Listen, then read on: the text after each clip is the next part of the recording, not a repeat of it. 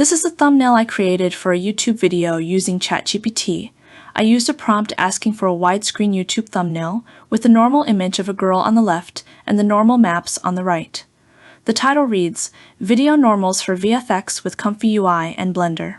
This is for the next video on Apex Artist. For today, we will take a look at how good ChatGPT is in generating images. I asked for the prompt used to generate the image, and it provided the image prompt.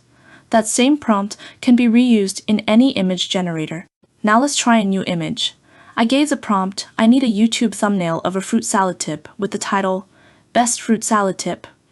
We get a very clean and well-composed image of a fruit salad with the exact title I requested, Best Fruit Salad Tip.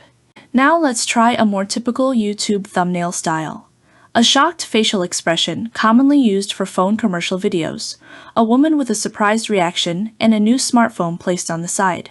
The prompt I used was, a woman's shocked face for YouTube thumbnail of a new phone. That clearly looks like a YouTube thumbnail. ChatGPT is smart enough to generate many different image styles. Now let's try the edit feature. I create a mask selection on the phone and type chocolate ice cream to replace it. And just like that, we get the same image with the edit applied. This means ChatGPT can also be used as an image editing tool. So what does this mean for paid commercial image services?